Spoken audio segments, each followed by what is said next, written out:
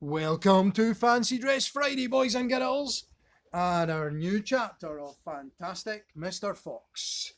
The gorilla from Jim with Joe Wicks on Fancy Dress Friday is here to read chapter 13, Bunce's Giant Storehouse. "My dear Foxy," cried Badger, "what in the world has happened to your tail?" "Don't talk about it, please," said Mr. Fox. "It's a painful subject." They were digging the new tunnel. They dug on in silence. Badger was a great digger, and the tunnel went forward at a terrific pace now that he was lending a paw. Soon they were crouching underneath yet another wooden floor. Mr. Fox grinned slyly, showing his sharp white teeth. "If I am not mistaken, my dear Badger," he said, "we are now underneath the farm that belongs to that nasty pot-bellied dwarf, Bunce. We are, in fact, directly underneath the most interesting part of that farm." "Ducks and geese!" cried the small foxes, licking their lips. "Juicy, tender ducks and big, fat geese." "Exactly," said Mr. Fox. "But how in the world can you know where we are?" asked Badger. Mr. Fox grinned again, showing even more white teeth. "Look," he said, "I know my way around these farms blindfold. For me, it's just as easy below ground as it is above it." He reached high and pushed up one wooden floorboard, then another. He poked his head through the gap. "Yes!" he shouted, jumping up into the room above. "I've done it again! I've hit it smack on the nose, right in the bullseye! Come and look!" Quickly, Badger and the three small foxes scrambled up after him. They stopped and stared. They stood and gaped. They were so overwhelmed they couldn't speak, for what they now saw was kind of a fox's dream, a badger's dream, a paradise for hungry animals. "This, my dear old Badger," proclaimed Mr. Fox, "is Bunce's mighty storehouse. All his finest stuff is stored in here before he sends it off to market." Against all the four walls of the great room, stacked in cupboards and piled upon shelves reaching from floor to ceiling, were thousands and thousands of the finest and fattest ducks and geese, plucked and ready for roasting. And above, dangling from the rafters, there must have been at least 100 smoked hams and 50 sides of bacon. "Just feast your eyes on that!" cried Mr. Fox, dancing up and down. "What do you think of that, eh? Pretty good grub." Suddenly, as though springs had been released in their legs, the three hungry small foxes and the ravenously hungry Badger sprang forward to grab the luscious food. "Stop!" ordered Mr. Fox. "This is my party, so I shall do the choosing."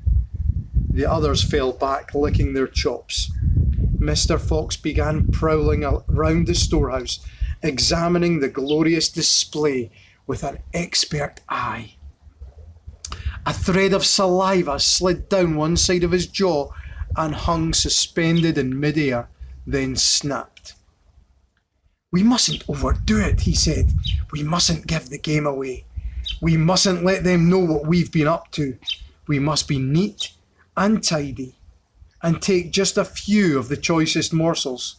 So to start with, we shall have 4 plump young ducks." He took them from the shelf. "Oh, how lovely and fat they are. No wonder Bunce gets a special price for them in the market." "All right, Badger, lend me a hand to get them down. You children can help as well. There we go. Goodness me, look how your mouths are watering. And now I think we had better have a few geese." "3 will be quite enough," We'll take the biggest. Oh my, you'll never see finer geese than these in a king's kitchen. Gently does it, that's the way. And what about a couple of nice smoked hams? I adore smoked ham. Don't you, Badger? Fetch me that step-ladder, will you please? Mr. Fox climbed up the ladder and handed down 3 magnificent hams. And do you like bacon, Badger?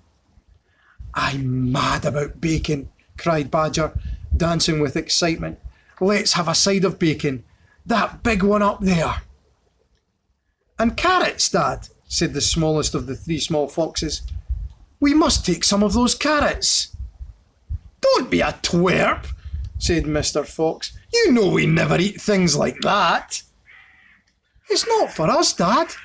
It's for the rabbits. They only eat vegetables. My goodness me, you're right, cried Mr. Fox. What a thoughtful little young fellow you are. Take 10 bunches of carrots. Soon all this lovely loot was lying in a neat heap upon the floor.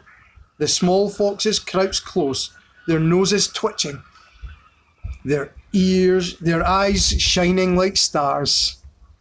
And now, said Mr. Fox, we shall have to borrow from our friend Bunce 2 of those useful push carts over in the corner. He and Badger fetched the push carts, and the ducks and geese and hams and bacon were loaded onto them. Quickly the push carts were lowered through the hole in the floor. The animals slid down after them. Back in the tunnel, Mr. Fox again pulled the floorboards very carefully into place so that no one could see they had been moved. My darlings, he said, pointing to 2 of the 3 small foxes, take a cart each and run back as fast as you can to your mother. Give her my love and tell her we are having guests for dinner. The badgers, the moles, the rabbits and the weasels. Tell her it must be a truly great feast. And tell her the rest of us will be home as soon as we've done one more little job. Yes, Dad, right away, Dad, they answered, and they grabbed a trolley each and went rushing off down the tunnel. Chapter 14. Badger has doubts.